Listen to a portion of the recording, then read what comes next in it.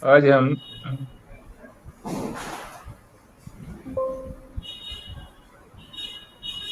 तीन चार बातें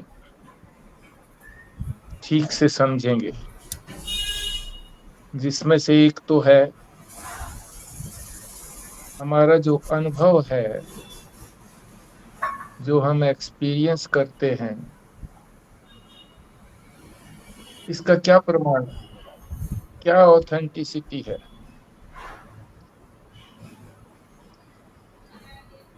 जो भी हमारा एक्सपीरियंस होता है, चाहे संसार का अनुभव हो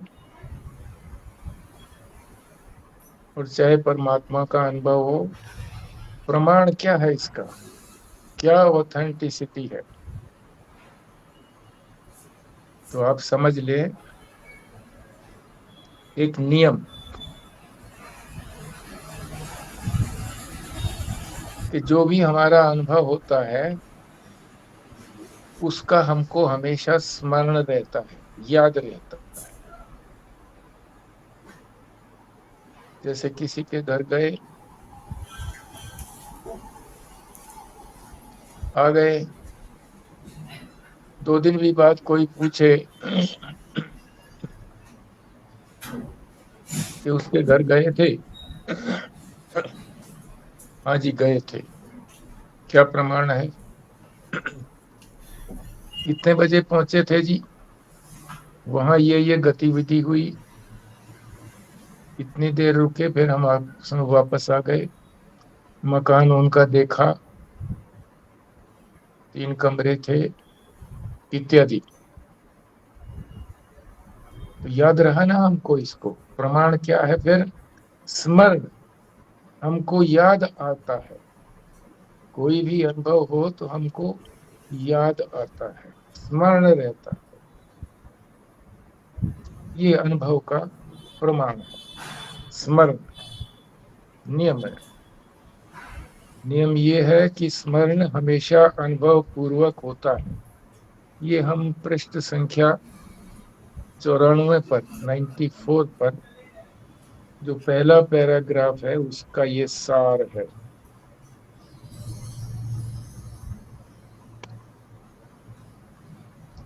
और इसका तात्पर्य ये भी है कि जो हमारी आत्मा जो है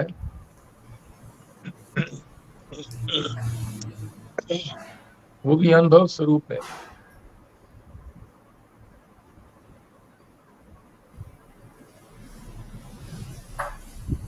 आत्मा हमारी अनुभव स्वरूप है। ये भी नित्य सिद्ध हो गई बात, क्योंकि आत्मा के बिना अनुभव कैसे होगा। आत्मा नित्य अनुभव स्वरूप है, ये बात सिद्ध हो गई। ये पहले पैराग्राफ की बात आ गई। आगे फिर प्रश्न करेगा प्रश्नकर्ता, उसमें हम क्या बात जानेंगे, जीव और आत्मा, इनकी आपस में तुलना समझेंगे कि जीव किसको कहते हैं, आत्मा किसको कहते हैं। जीव का मतलब ये भी समझ लो, आप चाहे जीव, पेज नंबर बता चुके क्या? 94 बता चुका हूँ। दूसरा जो नीचे का पैराग्राफ है उसमें प्रश्न पूछा है,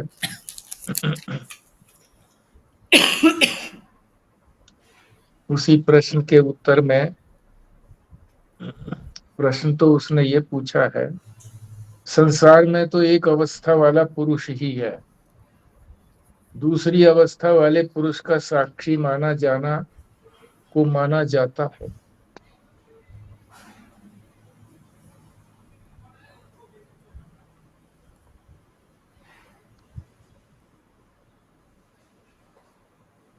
तो जो भी उसको अनुभव होता है,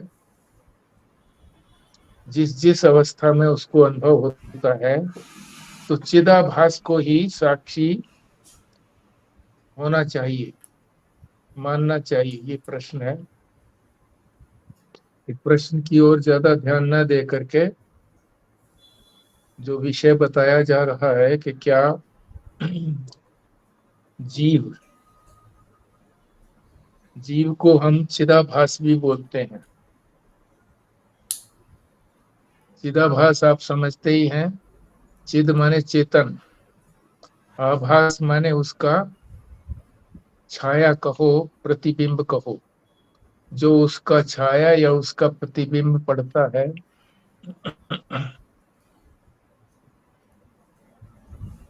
उसको चिदाभास बोलते हैं। चिद का आभास, चिदाभास, वही जीव कहलाता है। जीव और चिदाभास में कोई अंतर नहीं है। ये चिदाभास कैसे बनता है ये आप जानते ही हैं कि हमारे अंतःकरण में,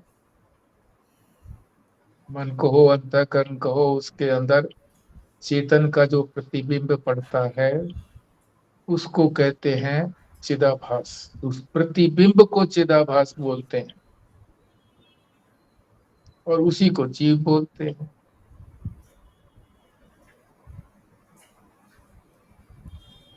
तो चिदाभास जो है वो साक्षी नहीं होता। क्यों नहीं होता साक्षी? क्योंकि वो तो विकारी है। अंतःकरण की जो वृत्तियां हैं, उन वृत्तियों में किसी को सुख भी महसूस होता है, किसी समय में दुख भी महसूस होता है। तो ये विकार हो गए ना, दुख और सुख। दुख होना या सुखी होना ये विकार ही है, हमारा स्वभाव नहीं है। हमारा स्वभाव तो आनंद रूप है। तो इन दुख और सुखों को वो अपना मैं मान लेता है।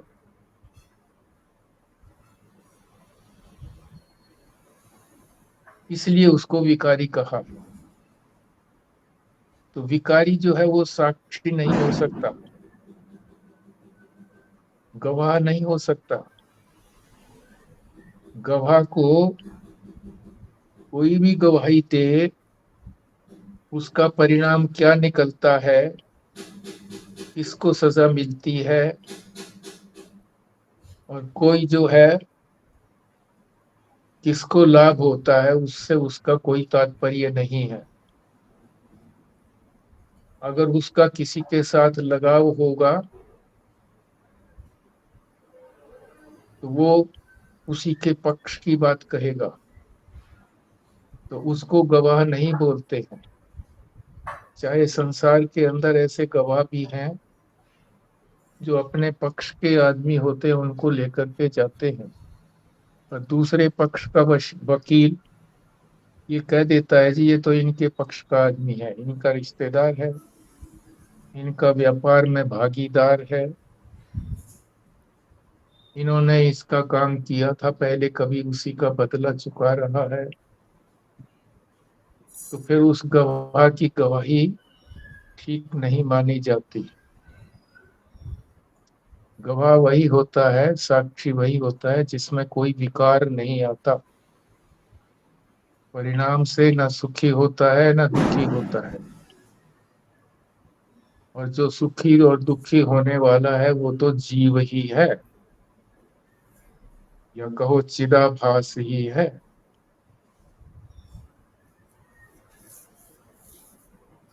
तो फिर साक्षी कौन हुआ? साक्षी तो आत्मा हो गया। जीव और आत्मा दो ही तो हैं। साक्षी फिर आत्मा ही रहा। क्यों? आत्मा में कोई विकार नहीं आता, जैसे कि तैसा रहता है। कैसा है वो आत्मा? उसको पृष्ठ संख्या 95 में बता रहे हैं। पहली 3 पंक्तियां छोड़ दो, वो तो जीव की बात कही गई है पहली 3 पंक्तियों में। उसके बाद जो प्रश्न किया गया है, प्रश्न क्या है कि जीव से अतिरिक्त ये आत्मा नाम की कौन सी चीज है? यानी जीव को तो हमने कह दिया कि वो साक्षी नहीं हो सकता, क्योंकि वो दुखी और सुखी होता है। तो किसको साक्षी कहा जाएगा? कौन सी चीज है जिसको साक्षी कहा जाता है? उसके लक्षण बताओ, प्रमाण क्या है ये बताओ, और उसके ज्ञान का उपाय क्या है ये बताओ। ये प्रश्न किया। 3 बातें बतानी है।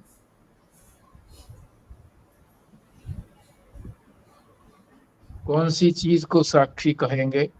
एक बात। 4 बताएंगे, बल्कि कौन सी चीज को साक्षी कहेंगे? तो आत्मा को साक्षी कहेंगे। तो आत्मा का क्या लक्षण है,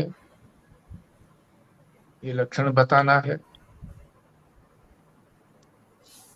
वो है या नहीं है, इसमें क्या प्रमाण है? आत्मा है या नहीं है, एग्जिस्ट करती है या नहीं करती है, उसमें क्या क्या प्रमाण है, क्या ऑथेंटिसिटी है।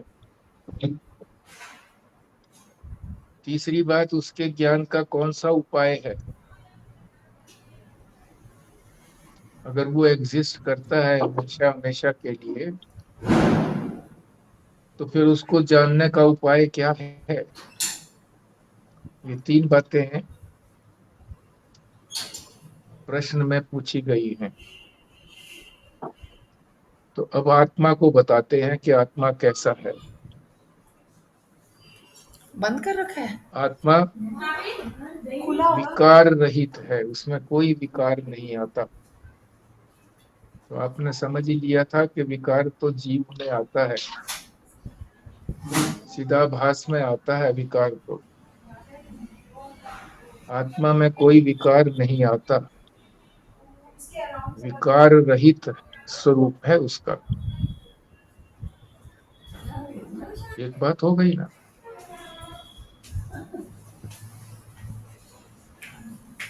और उसे चैतन्य भी कहा जाता है। आत्मा को चैतन्य भी कहा जाता है, क्योंकि वो चिद रूप है, हमेशा उसमें ज्ञान बना रहता है, इसीलिए उसको चैतन्य भी कहते हैं। और वही साक्षी है। तो कौन सी चीज हो गई साक्षी? आत्मा।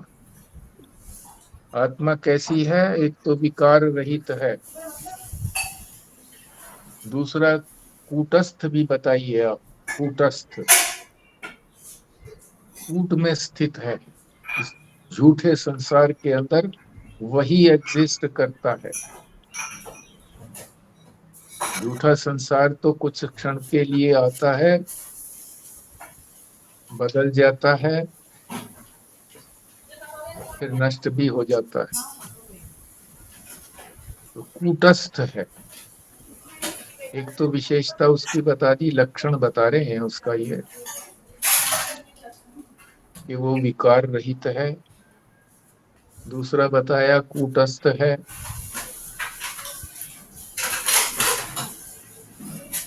तीसरा बताया चैतन्य है। तो ये आत्मा के 3 लक्षण हो गए, अच्छी तरह से याद रखें। आत्मा विकार रहित है, आत्मा कूटस्थ है, आत्मा चैतन्य है।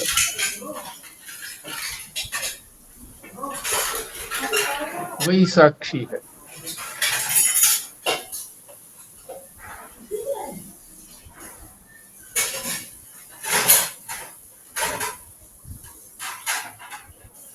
ये लक्षण हो गया उसका। लक्षण तो आपने बता दिए कि उसकी सत्ता का क्या प्रमाण है। सत्ता है भी कि नहीं है?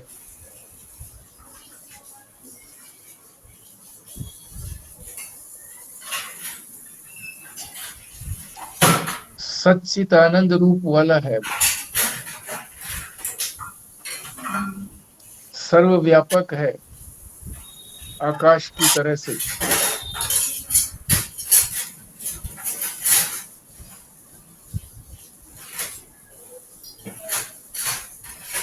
वही जब चैतन्य अंतःकरण में प्रतिबिंबित होता है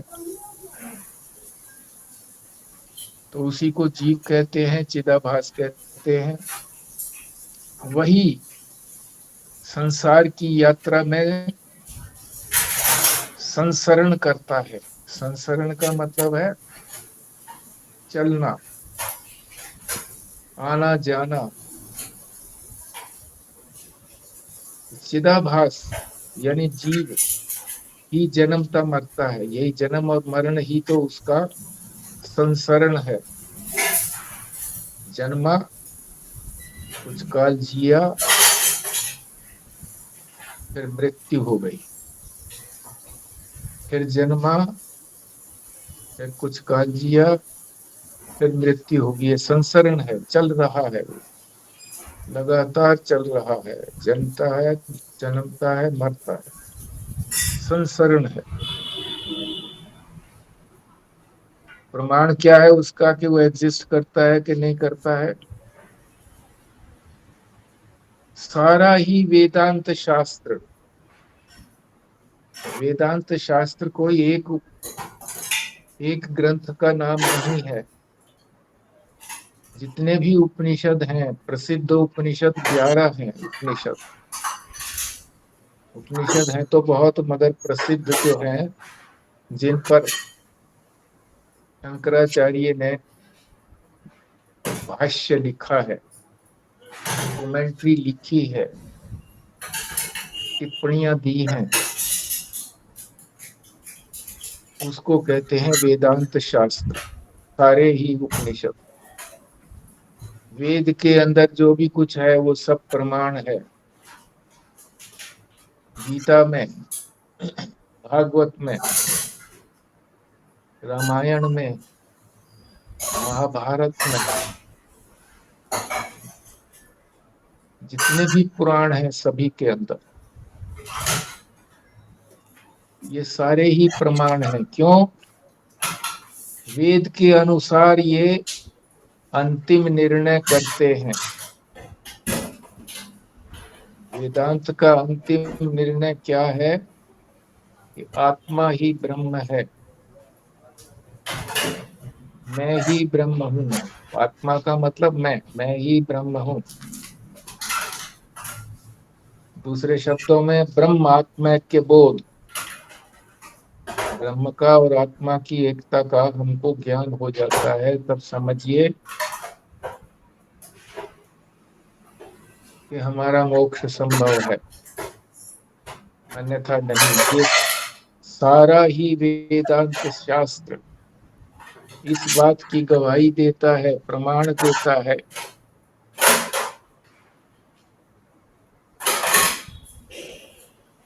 वही तो हमारी तीनों अवस्थाओं को जानता भी है। जागृत में मैं आत्मा हूँ, स्वप्न में भी मैं हूँ, सुषुप्ति में भी मैं हूँ। आप कहेंगे सुषुप्ति में तो मुझे कुछ पता नहीं रहता। यंत्र सो जाते हैं इसलिए कुछ नहीं पता रहता, मगर ये किसको पता रहता है कि कुछ नहीं रहता? इसको जानने वाला तो कोई और है ना। तो कुछ पता नहीं लगा, कुछ जानकारी नहीं हुई, ये इसी बात को बताता है कि कोई न कोई ऐसा है जो उस न जानने को भी जानता है। ठीक, तो वेदांत शास्त्र इसका प्रमाण है।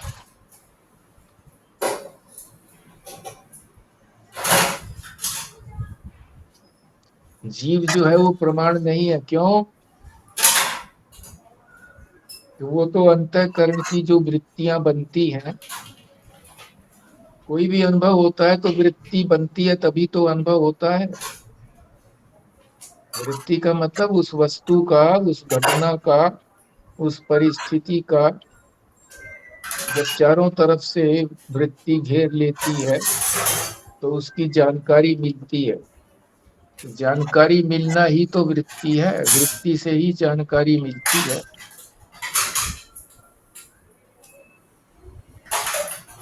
तो कोई भी वृत्ति जब अनुभव देती है हमको,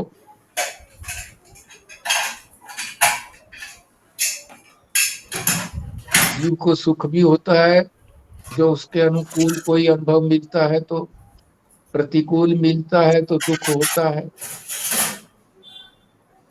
तो सुख और दुख, और कभी वो उदासीन भी होता है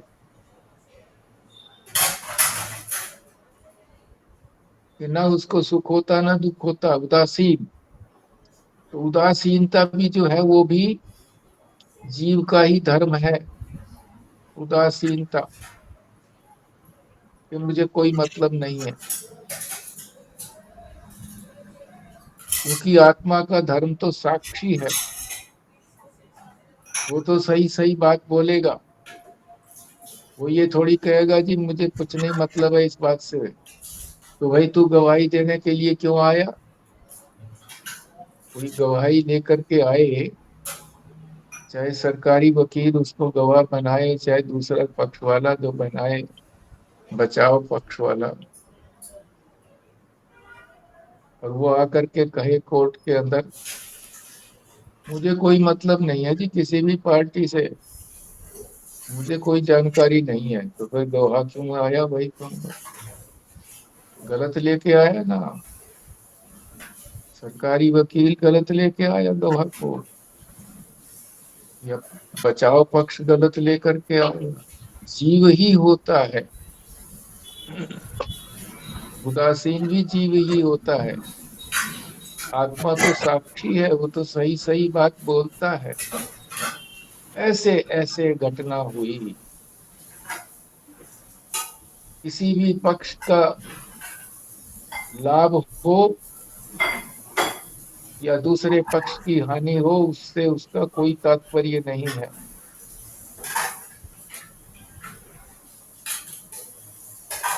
वो जीव कहलाता है, जीव नहीं कहलाता, आत्मा कहलाता है। जीव की बात पहले आ गई थी, उसको तो दुख सुख होता है, उदासीन भी होता है, मगर जो आत्मा है उसको कोई दुख सुख नहीं होता, कोई लगाव नहीं होता, और उदासीन भी नहीं होता। जो सही सही बात है वो बोलता है, इसीलिए उसको साक्षी कहते हैं। वेदांत शास्त्र इस बात में प्रमाण है। वेदांत किसी के पक्ष की बात नहीं कहता, क्योंकि वेद को अनुभव करने वाले, वेद के दृष्टा, वेद के जो साक्षी थे वो ऋषि होते थे, तपस्वी होते थे। उनको सही बात की का साक्षात्कार होता था, उनको सही बात से ही सरोकार था, और किसी से कोई तात्पर्य नहीं है, इसलिए वेद की बात प्रमाण है। और सारे उपनिषद वो वेद के अनुसार ही उपनिषद सारे लिखे गए हैं। इसी तरह से जो भी वेद के अनुसार है, उपनिषद, ब्रह्म सूत्र, श्रीमद् भगवत गीता, श्रीमद् भागवत, अलग है, भागवत और भगवत गीता अलग अलग। भागवत पुराण है, गीता जो है वो स्मृति है, उपनिषद जो है वो श्रुति है, वेद भी श्रुति है। श्रुति माने जो वेद के जो मंत्र है वो यूं के यूं उपनिषद में दिए हैं, इसलिए वेद भी, इसलिए उपनिषद भी श्रुति है। गीता स्मृति है, भगवान ने बोली है, वेद के अनुसार, उपनिषद के अनुसार बोली है, इसलिए प्रमाण है। अन्यथा भगवान की वाणी को भी प्रमाण नहीं माना जाता। कितनी विलक्षण बात है कि भगवान को भी टेस्ट ट्रायल करनी पड़ती है, टेस्ट पर बैठना पड़ता है।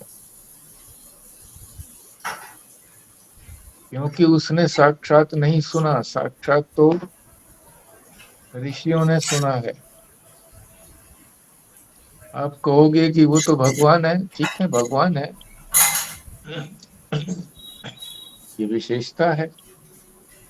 अगर कोई भी बात जो होगी श्रुति के अनुकूल होगी तो वो प्रमाण मानी जाएगी, इसलिए गीता को स्मृति कहते हैं। तो वेद प्रमाण बता दिए। आगे फिर प्रश्न तो ये 95 यानी 95 का ही है। अंतिम दो पंक्तियों के अंदर प्रश्न है कि आत्मा का स्वतः अपना विकार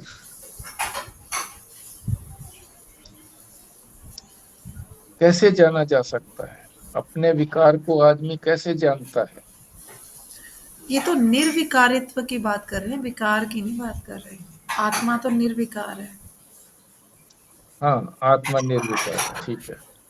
आत्मा की बात कर रहे हैं कि आत्मा निर्विकार है। इस बात को कैसे जाना जा सकता है कि आत्मा निर्विकार है? कह तो दिया आत्मा निर्विकार है, पर कैसे निर्विकार है? विकार उसमें कैसे नहीं आता? हम कैसे जाने कि आत्मा निर्विकार है? देखो उत्तर दिया है उसका, जैसे अपने मुख का सौंदर्य, कि हमारा मुख सुंदर है, इस बात का हमको स्वयं तो जानकारी है ना। जानकारी हमको कैसे मिली? दर्पण में हमने अपने मुख को देखा और देखने के बाद हमको लगा कि हमारा मुख तो सुंदर है, कोई कालिमा नहीं है, कोई धब्बा नहीं है, सुंदर है। अब कोई कहे कि नहीं आपका मुख तो, मुख में ये आपके गालों पर तो ये लगा हुआ है, कालीमा लगी हुई है, तो कहता नहीं, क्योंकि उसने दर्पण में अपना देख लिया है, वो स्वयं प्रमाण है, स्वयं प्रमाण है। इसलिए दूसरे की बात को किस लिए मानेगा? तुझे ठीक नहीं पता है, मैं जानता हूं कि मेरे मुख में कोई कालिमा किसी तरह की नहीं है। तो स्वयं मालूम होता है दर्पण में देख कर। अब अगले प्रश्न पर जाते हैं। वैसे ही जैसे ये उदाहरण दिया है दर्पण का और मुख का, आत्मा भी निर्विकार है। कैसे? अंतःकरण में इसका प्रतिबिंब पड़ता है।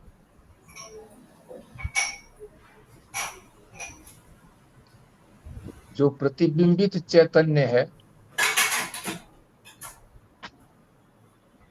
जो प्रतिबिंब पड़ा, उससे हमको पता लगता है कि हमारा आत्मा कैसा है, आत्मा में कोई विकार है या नहीं है। जैसे हमारे मुख को, अगर हमारा मुख प्रसन्न होता है तो हम हंसते हैं, हमारे दांत दिखते हैं, तो दर्पण में पता लग जाता है कि हमारा मुख जो है वो बड़ा प्रसन्न है। उदास है तो आंखें नीची करके, मुंह लटका करके हम बैठे होते हैं, दर्पण में देखते हैं, तो प्रतिबिंब भी हमारा वैसा ही होता है। इसीलिए लोग जब फोटो लेते हैं तो कहते हैं सावधान रहिए, आंखें खोलिए, जरा मुस्कुराइए एक क्षण भर के लिए, ताकि कोई उदासी न पता लगे। क्योंकि फोटो इत्यादि जो है वो लिए जाते हैं तो इसी अवसर पर लिए जाते हैं कि जो प्रसन्न वातावरण है, उस प्रसन्न वातावरण को दूसरे भी शेयर कर लें, या हम भी इसको दोबारा से देखना चाहें तो देख लें, कौन कौन है, कैसे कैसे उनके चेहरे हैं, याद कर लें बाद में। तो हमारा जो मुख है उसका पता लग जाता है, प्रतिबिंब से बिंब का पता लग जाता है, आत्मा का पता लग जाता है। आत्मा का प्रतिबिंब पड़ता है तो उस प्रतिबिंब को देख करके हम आत्मा जान लेते हैं कि हम तो ऐसे हैं।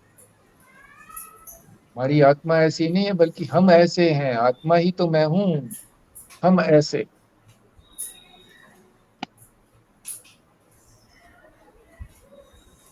फिर आत्मा का और भी लक्षण बताते हैं। क्या बताते हैं?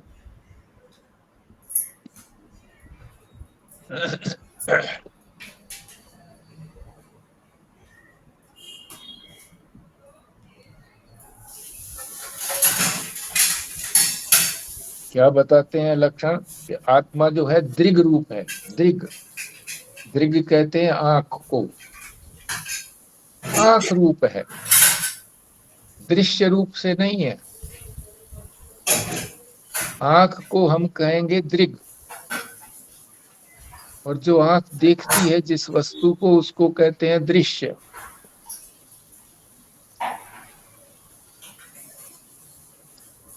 दृश्य नहीं है, आत्मा दृश्य नहीं है, दिखती नहीं है।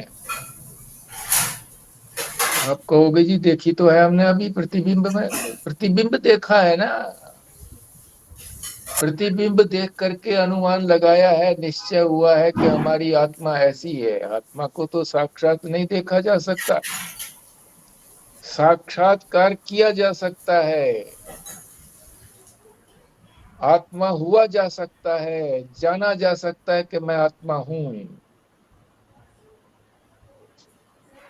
मैं हूं, ये अनुभव हो सकता है। आत्मा का अनुभव नहीं होता, क्योंकि एक अनुभव करने वाला और एक अनुभव जिसका किया जाता है तो दो हो गए नहीं। एक ही वस्तु है, दो है ही नहीं, अद्वितीय है। आत्मा कहो, ब्रह्म कहो, परमात्मा कहो, एक ही है। तो अनुभव स्वरूप हो सकता है, अनुभव नहीं किया जा सकता।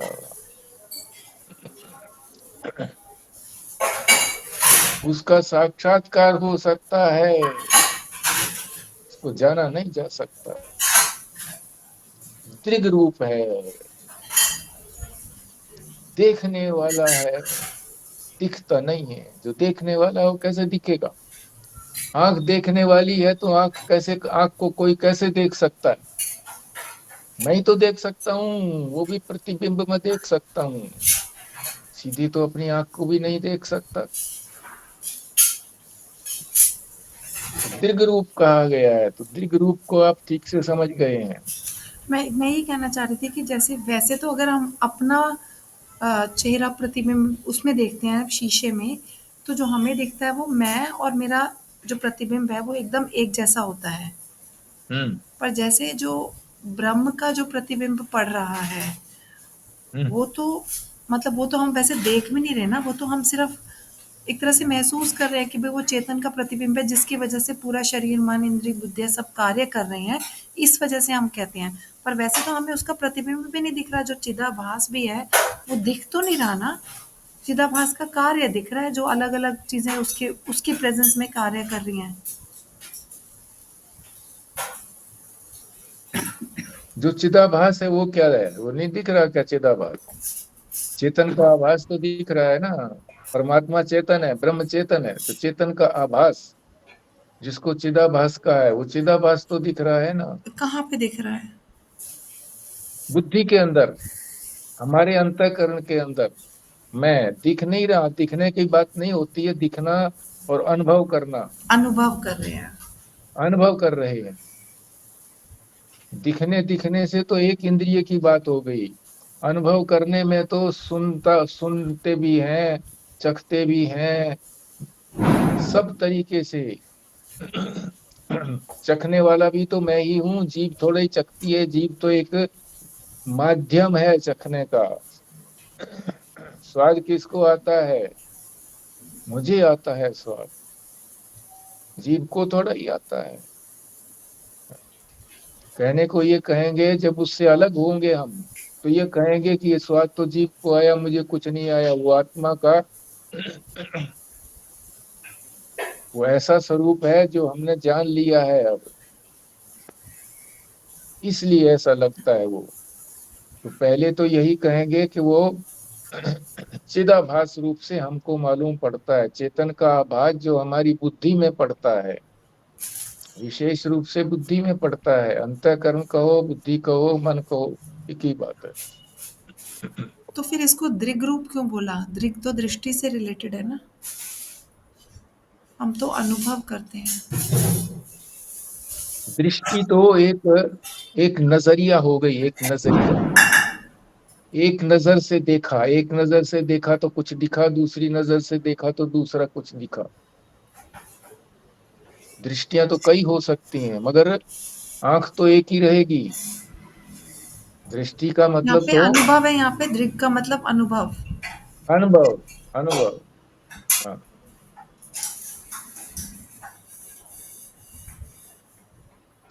तो एक तो हो गया ना दृग रूप है, दूसरा उसका ये है कि स्वयं दृष्टा है, स्वयं दृष्टा। जैसे कल बात आई थी, संजीव शर्मा ने कहा था कि वो दृष्टा भी है, स्वयं दृष्टा है। स्वयं जो लग गया ना, इसका मतलब ये है कि उसको कोई और देखने वाला नहीं है। वहां तो कहा था ना साक्षी देखने वाला है, जब स्वयं दृष्टा कह दिया तो साक्षी ही समझिए उसको भी, स्वयं देखने वाला है। नहीं तो उसका भी कोई दृष्टा होगा तो साक्षी कौन होगा फिर? स्वयं दृष्टा को ही साक्षी कहेंगे। तो हम ये कह सकते हैं कि देख देख भी वही रहा है और जिसको देख रहा है वो भी वही है। वो भी वही है, बिल्कुल ठीक कहा। दूसरी चीज है ही नहीं ना कोई। यही तो ब्यूटी है वेदांत की, कि एक तरफ एक में लेकर के चला जाता है, अनेक में नहीं, अनेक से एक में लेकर के जाता है। इसीलिए सरल से सरल है, और क्लिष्ट से क्लिष्ट इसलिए है कि जो विचार नहीं करेगा तो मुश्किल से मुश्किल लगेगा उसको, और जो विचार करेगा तो उसको इससे सरल और कुछ नहीं लगेगा। और इससे इससे आनंद रूप भी, जानने मात्र से आनंद आता है। जो वेदांत का विद्यार्थी है उसको जब कोई बात पता लगती है तो उसको बड़ा आनंद आता है। वो कहता और है ये व्यास कि जी ये भी कह सकते हैं कि जी चिदाभास जो है वो तो हो गया अनुभव गम्य, और हाँ, चिदानंद हो गया अनुभव स्वरूप, बिल्कुल बिल्कुल और बिल्कुल। चिदाभास से ही चिदानंद होना है। हाँ, ठीक बोला, ठीक बोला। ये चिदानंद समझाओ, ये क्या हुआ? वो अपना स्वरूप हो गया ना, चिद का आनंद। सच्चिद आनंद है ना, तो चिद का आनंद तो ये एक ही कहना तो। चाहते हैं कि जो हम चिदाभास है अभी, मतलब हमें सिर्फ आभास हो रहा है, उससे हमें वहां तक जाना है जब हम खुद ही चिद के आनंद में हैं। हाँ, बिल्कुल ठीक है।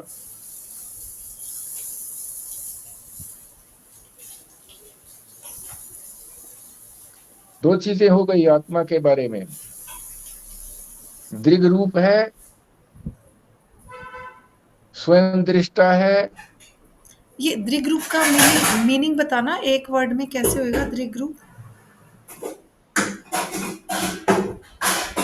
आंख रूप कहो,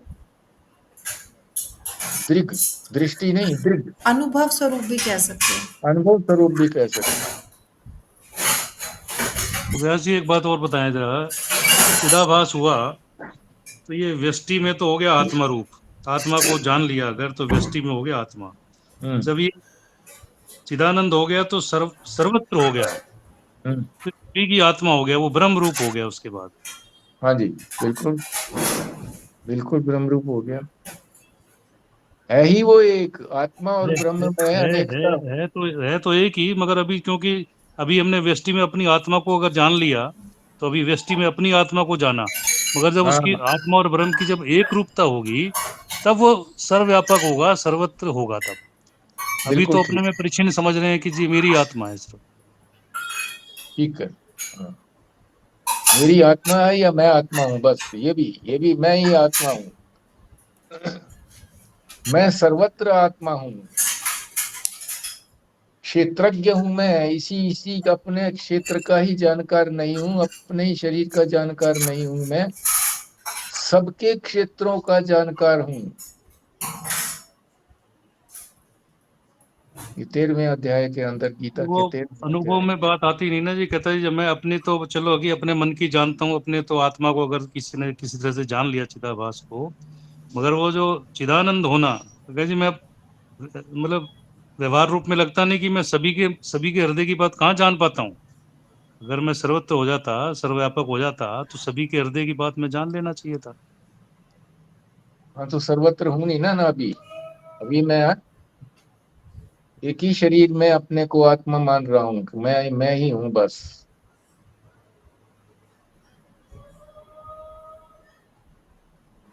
तो आत्मा के दो लक्षण तो अभी समझ ही लिए हमने। आत्मा दृग रूप है, स्वयं दृष्टा है, और तीसरा और समझ लो, स्वयं प्रकाश है। स्वयं प्रकाश,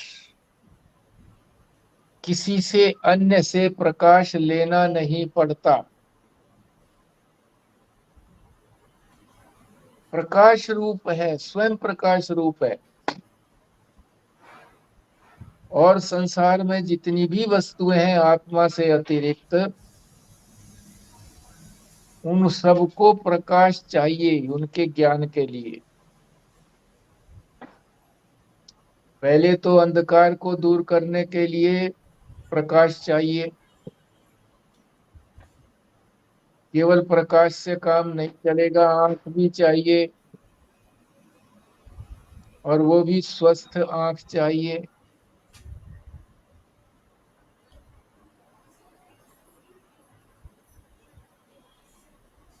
और कोई आवरण उसके ऊपर ढका हुआ हो तो उसको उठाया भी जाना चाहिए। मान लो सेब रखा है, सेब के ऊपर हमने घड़ा रख दिया उल्टा करके, मुंधा घड़ा, और कमरे में है, रख दिया इस तरह से, कमरे में है अंधेरा, तो हमने लाइट जलाई, तो लाइट जलाई तो हमको सेब थोड़ी दिखाई दिया, हमको दिखाई दिया घड़ा। अब घड़े को उठाएंगे या घड़े को फोड़ेंगे, अच्छा कोई बात तब जाकर के ये सेब दिखाई देगा। तो अन्यों के आश्रित हो गया ना, स्वयं प्रकाश नहीं रहा। और मान लीजिए दीपक रखा है, ऊपर घड़ा रख दिया,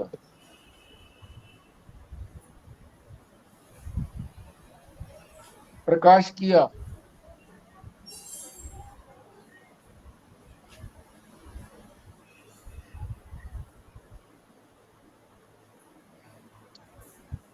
तो केवल घड़ा हटाया तो उस प्रकाश की जरूरत नहीं है।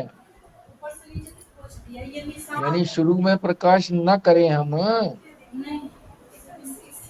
घड़ा दीपक के ऊपर रखा हुआ है, कोई प्रकाश हमने किया नहीं है, केवल घड़ा हटाया है, आवरण हटाया है, और दीपक प्रकट हो गया।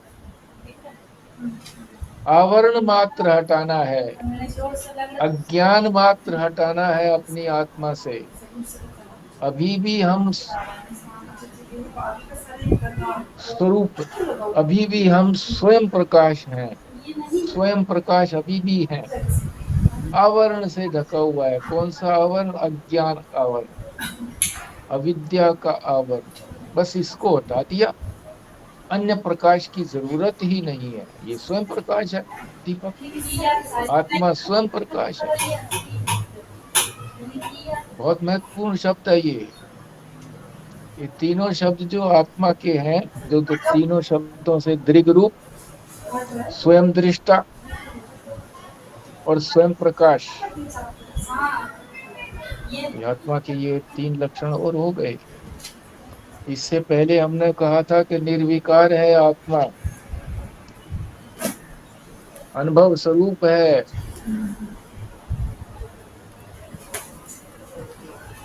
और वेदांत प्रमाण है, समस्त वेदांत प्रमाण है इस बात का। तो ये पैराग्राफ भी हो गया। अब इस पृष्ठ का अंतिम जो पैराग्राफ है 96वें पृष्ठ का, इसमें जो है आत्मा को ही बता रहे हैं कि आत्मा कैसा है, उदाहरण दे करके समझा रहे हैं टमाटर हाँ ले जाओ। कि आत्मा 10वां है। 10वां आत्मा 10वां है। कैसे? 10 व्यक्ति किसी नदी को पार करने के लिए पैदल चले, ज्यादा गहरी नहीं थी नदी। पार करने के बाद गिनने लगे आपस में, सभी ने गिना 1 2 3 4 5 6 7 8 9, 9 हुए। अपने को कोई नहीं गिन रहा था, बैठ करके रोने लगे। एक साथी हमारा डूब गया, क्योंकि सबको यही तो ज्ञान हुआ ना, सबने देखा, सबने गिन करके देखा तो 9 ही मिलते थे। एक डूब गया, रोने लगे। कोई हाँ ठीक है। महात्मा आया, क्यों रोते हो जी, हमारा एक साथी डूब गया जो हम उधर से यहाँ पर आए थे। उसने देखा, अपने मन में ही देखा, कितने आए थे? बोले 10 आए थे कि हम 10 चले थे, वहां से पहुंचे कितने? बोले जी 9 पहुंचे हैं। तो उसने उनको आश्वस्त किया कि तुम तो अभी भी 10 हो, पक्का कह रहा हूं मैं, 10 हो, गारंटी है मेरी। तो थोड़ा आश्वासन मिला कि भाई ये 10 बता रहा है, 10 के 10 हैं, बताओ कैसे हैं 10 के 10? गिनो बिला, गिनने लगा, 1 2 3 4 5 6 7 8 9 गिन लिए। बोला जी 9 ही हैं। फिर उसके सिर के ऊपर डंडा मारा, ये बिला 10वां रहा है, ये 10वां है। अब सबको पक्का विश्वास हो गया कि 10 हो गए ये तो है। तो ये 10वां जो है, ये आत्मा 10वां है। यानी स्वयं को स्वयं ही जानता है। अन्य अन्यों को जानने से इसका तात्पर्य सिद्ध नहीं होता। ये अपने को ही जानता है, बस अपने को जान लिया यही पर्याप्त है। क्योंकि अपने को ही तो सब भूले बैठे हैं। 10 में से 10 अपने को ही भूले बैठे थे, बारी बारी से गिनते थे। अब पता लग गया कि मैं ही 10वां हूं। तो ये आत्मा कैसा हो गया? 10वां हो गया आत्मा। ये उदाहरण से ठीक तरह से समझा दिया कि मैं ही तो 10वां हूं, मैं ही तो आत्मा हूं, मैं ही तो परमात्मा हूं, मैं ही तो ब्रह्म हूं। आज यहीं पर विश्राम लेंगे। ये पृष्ठ पूरा हो गया है। आज 19 तारीख है, 19/10/25। अब आपकी बारी है, चाहे इसी बात को ये आखिरी जो लाइन थी वो तो इम्पोर्टेंट थी जी, वो तो रह गई सब। अच्छा जी, आत्मा भी स्वयं अनुभव स्वरूप है, हम्म ना कि किसी दूसरे द्वारा अनुभव करने योग्य है। ठीक बोला आपने, ठीक बोला। मैंने भी इसी पर निशान लगाया हुआ है, पढ़ा नहीं था मैंने इसको, पर निशान इस पे लगाया हुआ है, टिक्का भी लगाया है इसके नीचे भी सारा इस पंक्ति को। आत्मा भी स्वयं अनुभव स्वरूप है, स्वयं अनुभव स्वरूप है, न कि किसी दूसरे के द्वारा अनुभव करने योग्य है। दूसरा कौन जानेगा? इसीलिए इसको स्वयं संवेद्य भी कहते हैं। ये शब्द भी इसमें जोड़ लो, स्वयं संवेद्य। संवेद्य का मतलब संवेदना, स्वयं स्वयं जानना। वेदन का मतलब होता है जानना, स्वयं वेदन। स्वयं वेद्य है, स्वयं को स्वयं ही जानता है, दूसरा कोई नहीं जानता। बहुत अच्छी बात है, आप लोग जो है सब अब धीरे धीरे विचार करने लगे हैं, एक बात गंभीरता। और विश्वात्मानंद जी की ध्यान आ रही है जी। हाँ जी। जैसे कहा ना कि कोई और ज्ञान नहीं करा सकता, मतलब अनुभव नहीं करा सकता, हम्म। अपना अपना अनुभव स्वयं करना पड़ता है। इसमें बात ये है जी कि शास्त्र में और गुरु वाक्य में श्रद्धा करके फिर अपनी बुद्धि से तर्क वितर्क विसंग जो भी करना है उसको सोच करके, मतलब विचार करके, विवेक से वैराग्य से अपने आप अनुभव सिद्ध करना पड़ेगा। थोड़ी सी इसमें कमी है कि अपने आप अनुभव सिद्ध नहीं करना पड़ेगा। महावाक्य जो है वो भी शास्त्र ही तो, एक शास्त्र ही तो है महावाक्य। महावाक्य के बिना ये अनुभव नहीं होता है कि आत्मा ब्रह्म है, मैं ही ब्रह्म हूं, ब्रह्मात्मैक्य बोध। उनका कहना यह था कि जी बुद्धि से जो है ना अपने आप कोई तर्क वितर्क निर्णय करके किसी निष्कर्ष पर पहुंचना पड़ेगा। बुद्धि निर्मल होगी, अंतःकरण शुद्ध होगा, तब जो बात कही आपने कही, कोई ना कोई गुरु होगा, महावाक्य बताएगा, समझ में आएगा, तब जाके ब्रह्म आत्मिक बोध्य होगा। हाँ बिल्कुल ठीक है, ये बात तो ठीक है कि आत्मा तो विचार से पहले अंतःकरण को शुद्ध करेंगे, फिर आत्मा को जानेंगे। ये तो विचारवान अपनी आत्मा को तो जान सकता है, मगर आत्मा ही ब्रह्म है, इस बात को शास्त्र में जो महावाक्य दिए हुए हैं उसका उच्चारण जब सदगुरु करता है तब जाकर के उसको मैं ब्रह्म हूं इसका ज्ञान होता है। ब्रह्म हूं मैं, ज्ञान नहीं, वो अनुभव स्वरूप ही हो जाता है, ब्रह्म ही हो जाता शास्त्र का स्वाध्याय भी काम कर सकता है जी, वो शास्त्र भी तो गुरु वाक्य ही है। अगर कोई प्रत्यक्ष गुरु कोई महावाक्य नहीं बोला, सपोज मैं एक ऐसे हाइपोथेटिकल सिचुएशन बोल रहा हूँ, है। अगर क्योंकि शास्त्र भी गुरु है, शास्त्र का जो महावाक्य है उसके स्वाध्याय से, उसके अध्ययन से भी वो बोध हो स्वयं सकता है। थोड़ी कहेंगे हमने जाना, ये थोड़े ही कहेंगे हमके, हमने हमने जाना। अरे शास्त्र ने जनवाया ना। ये बात किसी को पता थोड़ा ही है कि ब्रह्म, आत्मा ही ब्रह्म है, किसी को भी पता नहीं। आप कहोगे सुनी सुनाई तो है, ठीक है, सुनी सुनाई है, हजारों बार सुनी है, गुरु के मुख से भी हजारों बार सुनी है, मगर हमने उसको अनुभव कहाँ किया है, शास्त्र की बात को अनुभव नहीं किया है अभी हमने। तो वो अनुभव हम शास्त्र के अनुसार ही करेंगे ना, शास्त्र ही तो हमारा गुरु रहा ना फिर उसका। शास्त्र के आश्रय के बिना, और उस शास्त्र के आश्रय को जो है प्रमाणित गुरु ही करता है, क्योंकि गुरु के प्रति श्रद्धा है और शास्त्र के प्रति श्रद्धा है, तो तभी तो वो हो पाता है।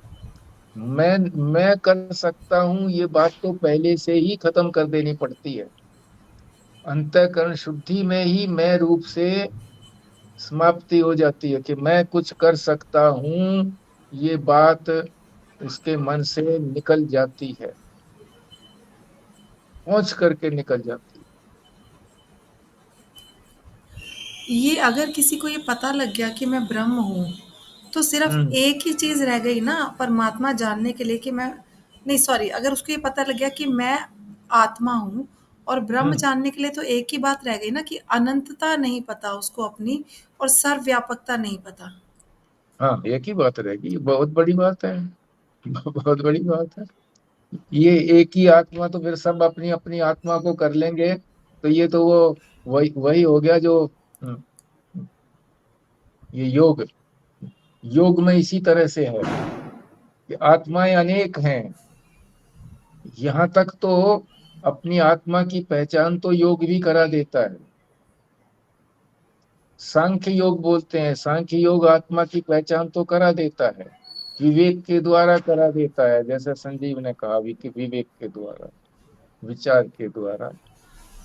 पर वो ये यहाँ तक नहीं लेकर के जाता कि आत्मा सबकी एक ही है, एक ही आत्मा सर्वव्यापक है, वही अनंत है, ये नहीं करा पाता। तो यहाँ तक तो एक उदाहरण से और ये है जी, जैसे मिट्टी का घड़ा है, हाँ पहले कहते हैं घड़ा फूट गया, तो अभी तो जैसे घड़ा दिखता है, अगर कहीं जी मिट्टी दिखने लग जाए कि भाई मिट्टी है, कहेंगे जी ये घड़ा टूट गया, मिट्टी है जी, ये मिट्टी थी। मगर सभी बिल्डिंग जितने भी बन रहे हैं, मकान बने हुए हैं, जितने भी बन रहे हैं, सभी मिट्टी हैं। वो अलग अलग मकान ये सब विभिन्न रूप ना दिखाई दे करके मिट्टी ही दिखने लग जाए, तो सर्वात्म के अंदर वो जो है आत्मा का बोध होने लग जाएगा।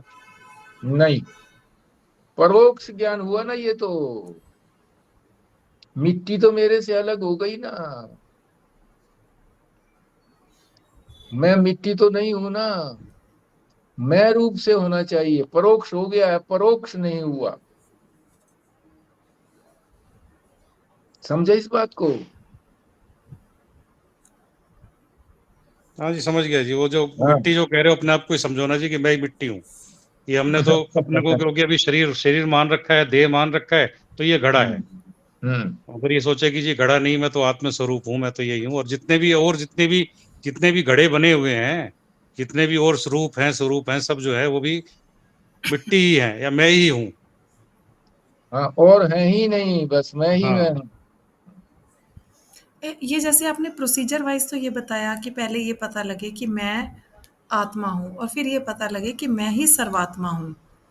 हम्म। अभी अगर क्या ऐसा उल्टा भी हो सकता है कि किसी को ये लगे कि सब सारी आत्माएं एक ही हैं, पर उसको ये ना पता लगे कि मैं भी उसी का पार्ट हूँ। जब तक आत्मा का नहीं पता लगेगा, तो आत्मा तो बेसिक चीज हो गई ना, तो सर्वत्र कैसे हो जाएगी वो? नहीं, ये मतलब संभव नहीं है जी। पहले तो अपने को जानने के बाद ही सर्वात्म को जान पाएगा। बिल्कुल। तो पहले मतलब अनंतता नहीं आ सकती, पहले यही पता लगेगा कि एक्चुअल फैक्ट क्या है, फिर अनंतता आएगी उसके अंदर। हाँ हाँ, अनंत अनंतता को जान तो सकता है।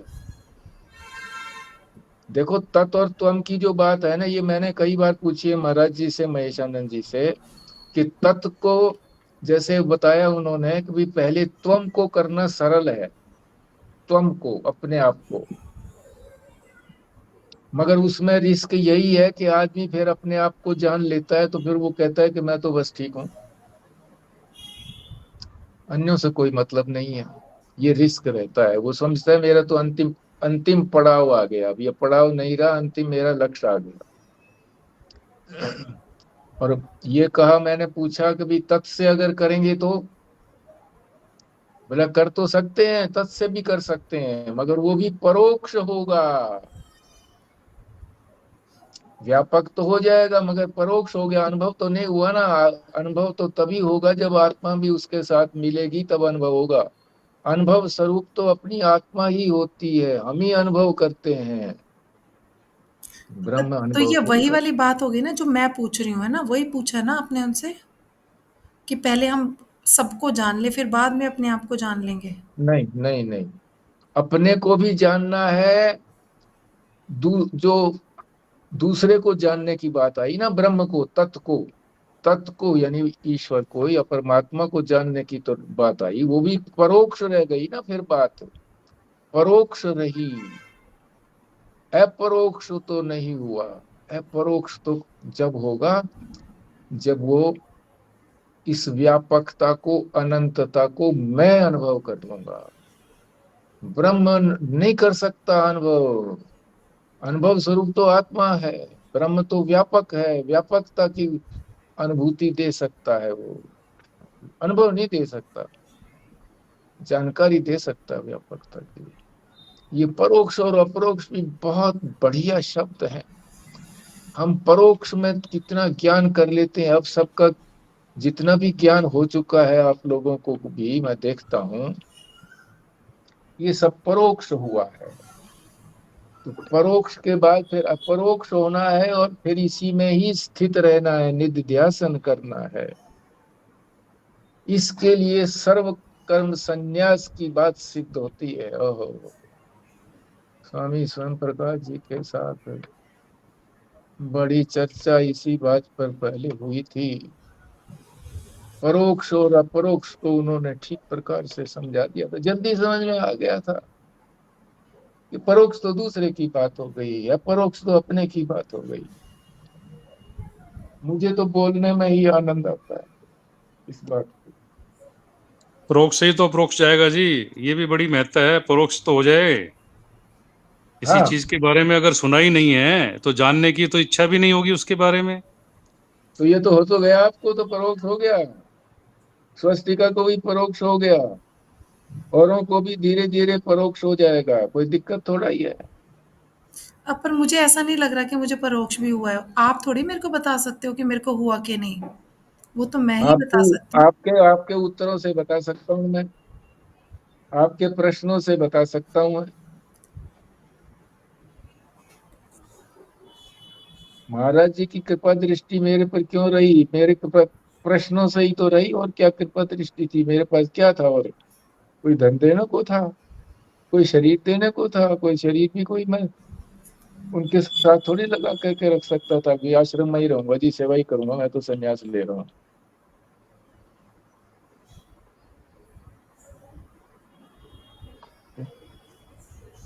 ठीक है जी।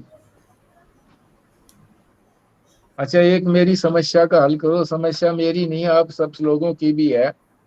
कुछ जिस तरह से पहले होता था ना कि आपका नाम भी आ जाता था और मैं टिक मार देता था उसके ऊपर, आवाज भी आ जाती थी, तो मैं टिक उंगली करी उस पर, तो एकदम आप लोग ज्वाइन हो जाते थे। अब ये आता है कि समवन वांट्स टू ज्वाइन, फिर मैं व्यू, आगे लिखा होता है व्यू, फिर मैं उसको व्यू को करता हूँ ऐसे टिक, तो फिर उस आदमी का पता लगता है कि ये वो आदमी ज्वाइन करना चाहता है, फिर वहां पे फिर मैं टिक करता हूँ, तब जाकर के वो आदमी जुड़ता है। और मैं जो हूँ उसमें, मैं जो उसके अंदर हूँ, मैं यूं का यूं नहीं रहता जैसा मुझे अब दिख रहा हूँ मैं, ऐसे यहाँ पर ऐसा नहीं रहता मैं। वहां दूसरे ढंग का हो जाता हूँ कि जिसमें क्रॉस लगा होता है, उस क्रॉस को मैं टिक करता हूँ, फिर मैं यहाँ पर आता हूँ जैसे अब आया हुआ हूँ मैं। ये ऐसे, ये समस्या है।